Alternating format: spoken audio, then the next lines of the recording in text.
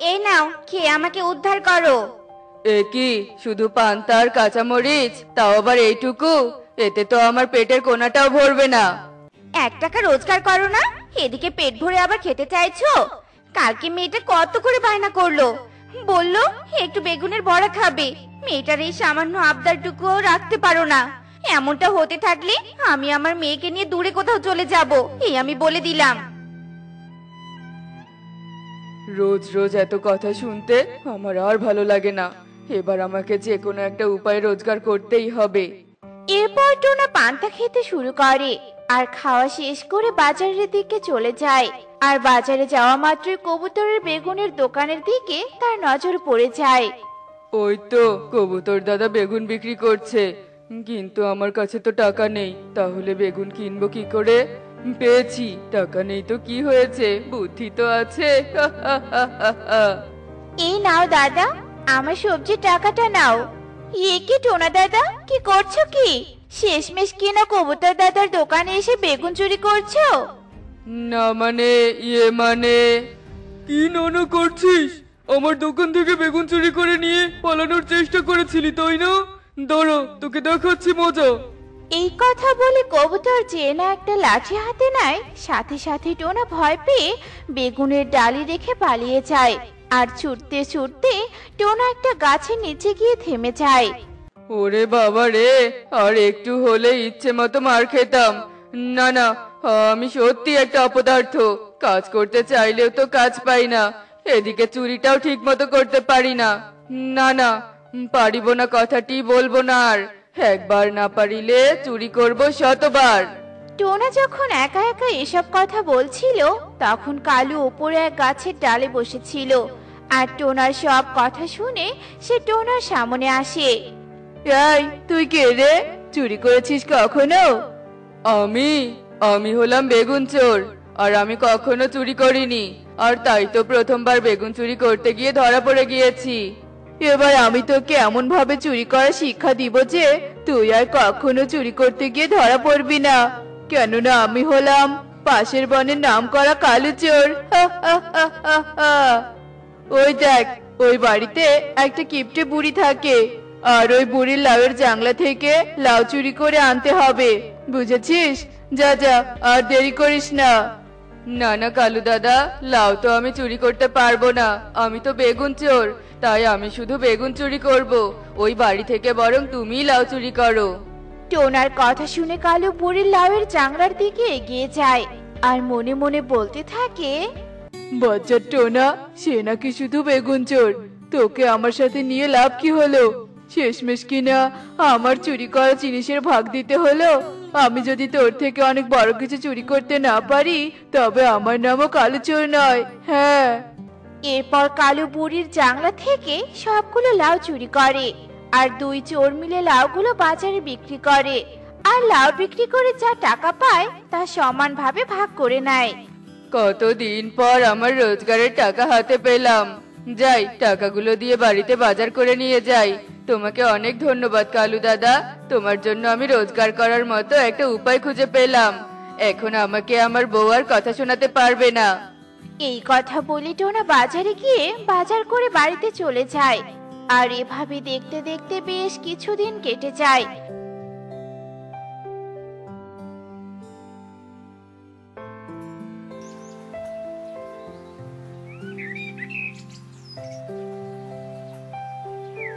এদিকে টোনাও কালো চোরের সাথে বেরিয়ে চুরি করতে থাকে। আর এভাবে সে তার সংসার চালাতে থাকে। এমনই একদিন রাতে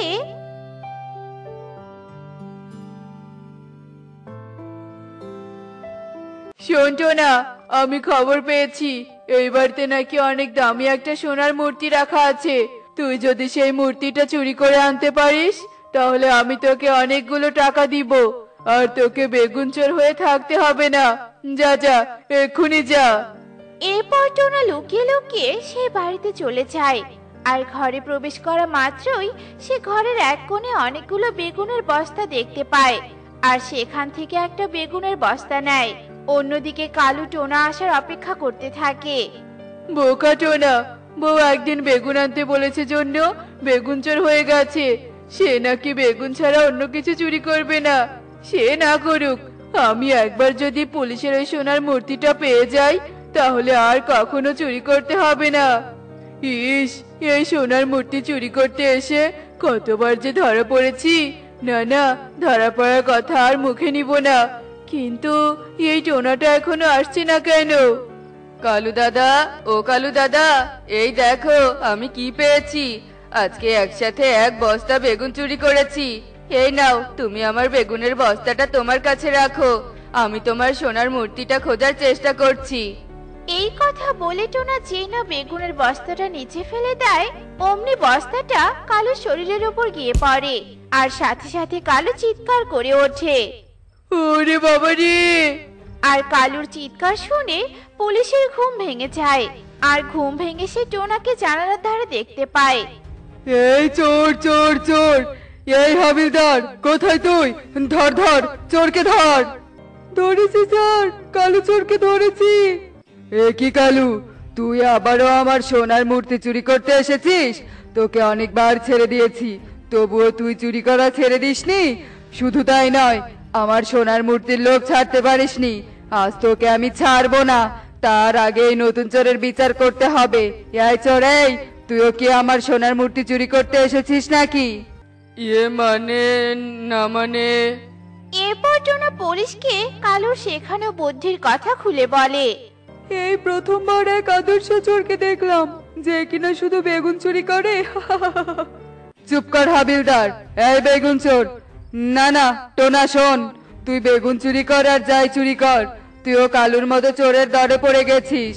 আর চুরি করা মহাপাপ, সেই পাপের শাস্তি তোকেও পেতে হবে, তোদেরকে জেলে যেতে হবে। না স্যার, আমাকে জেলে দিবেন না। আমি জেলে গেলে যে আমার স্ত্রী সন্তান না খেয়ে থাকবে। আমি আপনাকে কথা দিচ্ছি, আমি আর কখনো চুরি করব না। আমাকে একবার ভালো হওয়ার সুযোগ দিন স্যার। ঠিক আছে, আমি তোকে একবার ভালো হওয়ার সুযোগ করে দেব। তাছাড়া তোর জন্য আমরা কালুর মতো বড় চোরকে ধরতে পেরেছি। শোন, চুরি করে সংসার চালানোর থেকে পরিশ্রম করে সংসার চালাবি, এতে অন্তত ধরা পড়ার ভয় থাকবে না। পরিশ্রম করার কথা বলছেন স্যার? তাহলে শুনুন। বলছিলাম কি, আমাকে এখানে একটা কাজ নিয়ে দিবে? আমার সংসারে খুব অভাব, যদি তোমার মালিককে বলে কাজটা নিয়ে দিতে তাহলে আমার খুব উপকার হতো। শোন, আমি বললে তোর এখানে কাজ হয়ে যাবে। আমি এখানকার আর্থিক শ্রমিককে কাজ নিয়ে দিয়েছি, তবে তারা আমাকে খুশি হয়ে 10,000 করে টাকা দিয়েছিল। এখন তুইও যদি আমাকে 10,000 টাকা দিতে পারিস তাহলে আমিও তোকে এখানে কাজ নিয়ে দিব। আমি এতগুলো টাকা একসাথে কখনো দেখিনি, আর তোমাকে এতগুলো টাকা কিভাবে দিব? তাহলে এখান থেকে চলে যা। আর শোন, বর্তমান যুগে ঘুষ ছাড়া কেউ তোকে কাজ দিবে না। যত সব কোথা থেকে যে আসে এরা। এরপর আমি অনেকজনের কাছে কাজ চাইতে যাই, কিন্তু সবাই আমার কাছে ঘুষ চাইতো। এজন্য আমি এই চুরির পথটা বেছে নিয়েছিলাম স্যার। তোর কথা শুনে খুব খারাপ লাগলো। শোন, আজ থেকে তুই আমার বাড়ি দেখাশোনা করবি, মানে তুই আমার বাড়িতে দারোয়ানের কাজ করে সংসার চালাবি। এরপর পুলিশ কালুকে জেলে নিয়ে যায় আর টোনাও চুরি করা ছেড়ে দিয়ে পুলিশের বাড়িতে দারোয়ানের কাজ করে। আর এভাবে সে তার পরিবারকে নিয়ে সুখে দিন কাটাতে থাকে। সময়টা ছিল গ্রীষ্মকাল, চারপাশে কাঠ ফাটা রোদ, কোথাও কোনো জলের ছিটে ফোঁটাও ছিল না। থাকবেই বা কি করে, কেননা বনে বেশ কিছুদিন থেকে বৃষ্টি না হওয়ার কারণে বনের নদী নালা খাল বিল সব শুকিয়ে গেছে। বনের পাখিরা যখন জলের জন্য দিশেহারা হয়ে পড়েছিল, তখনই কালু কাক সেখানে এসে উপস্থিত হয় আর বনের সবার উদ্দেশ্যে বলে, আমার এই ড্রাম ট্রাক ভর্তি জল রয়েছে, আমি বহু দূরের ঝর্ণার জল সংগ্রহ করে এনেছি। তোমাদের যদি জলের প্রয়োজন হয় তবে আমার কাছে সবাই জল কিনতে পারো। 1 কলস জলের দাম 100 টাকা। কি, 1 কলস জলের দাম 100 টাকা? কালু দাদা, জলের জন্য এত দাম নেওয়া কি ঠিক হবে? আমরা তো সবাই তোমার প্রতিবেশী। প্রতিবেশী দেখে কি মাথা কিনে নিয়েছিস? আমি কত দূর থেকে কষ্ট করে ড্রাম ভর্তি ট্রাকে করে জল এনেছি, সেটা কি আমি তোদের ফ্রিতে দিব? দেখ টুনি, অত কথা আমি শুনতে চাই না। জল কিনতে হলে নে, আর না হলে আমাকে বিরক্ত করিস না। এই যে বনবাসী, জল নিতে চাইলে সবাই লাইন হয়ে দাঁড়িয়ে পড়ো। টাকা দাও আর জল নাও। এরপর বনের সকলে লাইন হয়ে দাঁড়িয়ে পড়ে আর কালু পাইপ দিয়ে ট্রাক থেকে সবাইকে জল দিতে থাকে। শোনো সবাই, আমি ঠিক সকাল 11টায় জলের ট্রাক নিয়ে আসবো আর সবার বাড়ি বাড়ি গিয়ে জল দিব। আমি হর্ন দিলেই তোমরা কলসি নিয়ে বেরিয়ে আসবে। আজ তবে চলি আমি। এরপর কালু জলের ট্রাক নিয়ে সেখান থেকে চলে যায়। এভাবেই কালু প্রতিদিন বনে জলের ট্রাক নিয়ে এসে জল বিক্রি করত।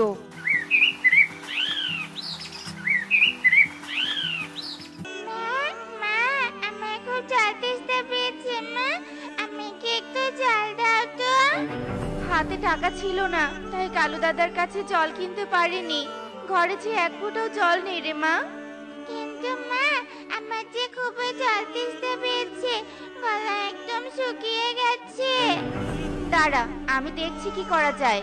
তুই এখানে চুপটি করে বসে থাক। এরপর টুনি টুকিকে ঘরে রেখে সুখীর বাড়িতে যায়।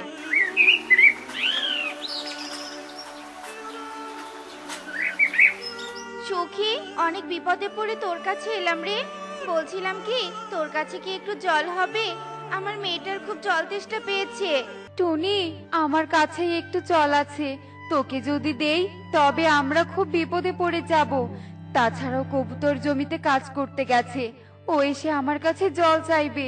আমাকে ক্ষমা কর টুনি, আমি তোকে জল দিতে পারবো না। এরপর টুকি সেখান থেকে টিয়ের কাছে যায়, কিন্তু টুনি সেখানেও জল পায় না। এরপর টুনি মন খারাপ করে সেখান থেকে বাড়ি ফিরছিল। হঠাৎ করে চোখ যায় এক আম গাছের দিকে। কি সুন্দর পাকা আম! এই পাকা দুটো আম বাড়ি নিয়ে যাই। টুকে কি এই পাকা আমের রস করে দিলে ওর তেষ্টাটা একটু হলেও মিটবে। আর কাল সকাল হলে কালু দাদার কাছে জল কিনবো। এরপর টুনি পাকা আম দুটো বাড়ি নিয়ে যায় আর পাকা আমের রস করে তা টুকির কাছে নিয়ে আসে। মা, চাইলাম জল আর তুমি এটা আমাকে কি দিলে? এটা হলো পাকা আমের রস। এটা খেয়ে নে মা, তোর তেষ্টা একদম দূর হয়ে যাবে। আসলে মা, কোথাও জল পেলাম না তো, তাই তোর জন্য এটা নিয়ে এসেছি। এরপর টুকি পাকা আমের রস খেয়ে নেয়। মা, এই আমের রসটা খেতে খুব সুস্বাদু ছিল। আমার জল তেষ্টা একদম দূর হয়ে গেছে মা।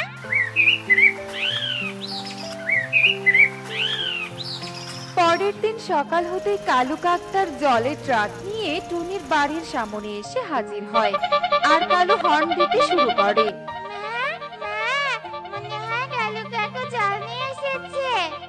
এই কালু দাদা জল নিয়ে এসে ঘরের সামনে 1 মিনিটের জন্য অপেক্ষা করে না। কিসের যে এত তাড়া? টুনি, এই টুনি, জল নিলে নিচে এসে তাড়াতাড়ি জল নিয়ে যা, নয়তো আমি চলে যাব। আমার হাতে অত সময় নেই। কালু দাদা, একটু দাঁড়াও, আমি এক্ষুনি কলস নিয়ে আসছি। এরপর টুনি দ্রুত কলসি নিয়ে নিচে নেমে আসে, কিন্তু সে এসে দেখে কালু তার জলের গাড়ি নিয়ে চলে গেছে। এই কালুটা দিন দিন খুব খারাপ হয়ে যাচ্ছে, একটু দাঁড়ালো না। কিন্তু আমার তো জল নিতেই হবে। এরপর টুনি তার কলসি নিয়ে উঠতে শুরু করে আর এদিকে কালু জল নিয়ে সুখীর বাড়ির সামনে আসে। শোন সুখী, কলসি নিয়ে বাড়ির সামনে দাঁড়িয়ে থাকবি। আমার হাতে অত সময় নেই যে তোদের জন্য আমি অপেক্ষা করব। আরে কালু দাদা, তোমায় তো আমি বললাম যে আমি আসছি, তারপরেও তুমি চলে এলে। 1 মিনিট দাঁড়ালে কি এমন ক্ষতি হতো? হ্যাঁ দেখ টুনি, তোর কাছে আমি অত কথা শুনতে চাই না। আমার হাতে অত সময় নেই যে তোদের জন্য আমি অপেক্ষা করব। শোন, জল নিলে নে, নয়তো আমি চলে যাব। আমার গ্রাহকের অভাব নেই। আচ্ছা ঠিক আছে, জল দিয়ে দাও। এরপর কালু সুখী আর টুনিকে জল দেয়। তারা কালুকে টাকা দিয়ে কলসি নিয়ে চলে যায়। কালু দাদা, আমিও জল নিতে এলাম, আমাকে 1 কলস জল দাও তো। না ময়ূরী, তোকে আমি জল দিব না। তুই কত দিনের জলের টাকা এখনো দিসনি। আগে সব টাকা পরিশোধ কর, তারপর জল পাবি। এই বলে কালু ময়ূরীকে জল না দিয়ে চলে যায়। কালু দিন দিন বড্ড অহংকারী হয়ে যাচ্ছিল। সে বনের পাখিদের দুর্বলতার সুযোগ নিয়ে তাদের সাথে দুর্ব্যবহার করত। এই কালুর এমন আচরণ আর সহ্য হচ্ছে না। দিন দিন জল নিয়ে যে বড্ড বাড়াবাড়ি শুরু করে দিয়েছে। কবে যে বনে বৃষ্টি হবে? বৃষ্টি হলে বনের সবার দুঃখ দুর্দশা একটু কমে যাবে, তখন আর জলের অভাবে মরতে হবে না। তুই একদম ঠিক বলেছিস টুনি। বৃষ্টি হলে পানির সব নদী নালা ভর্তি হয়ে যাবে, তখন আর কালুর থেকে এত টাকা দিয়ে জল কিনতে হবে না।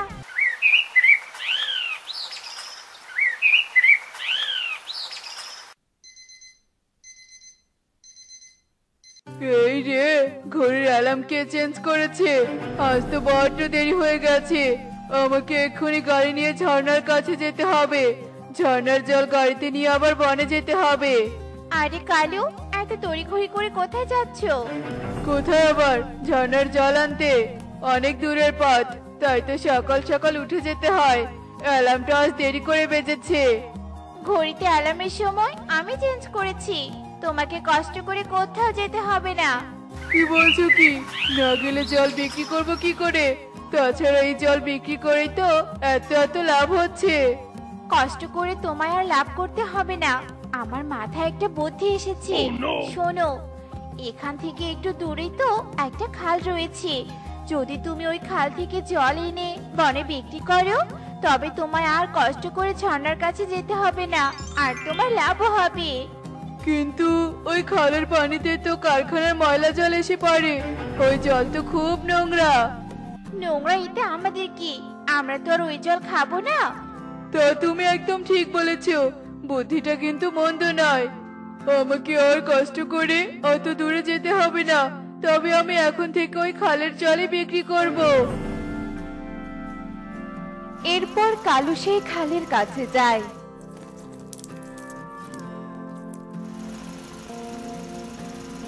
আর ট্রাকে জল ভরে সেই জল নিয়ে বনে আসে, আর বনের সকলেই কালুর কাছে সেই ময়লা জল কিনে নেয়। এভাবেই কালু প্রতিদিন নোংরা জল বনে বিক্রি করত। আর নোংরা জল খেয়ে বনের অনেক পাখি অসুস্থ হয়ে পড়ে, ছোট ছোট বাচ্চারও অসুখ হয়ে যায়। অনেক পাখির শরীরে লাল লাল ছোপ ছোপ হয়ে যায়। এই নিয়ে বনের সব পাখি খুব চিন্তিত ছিল।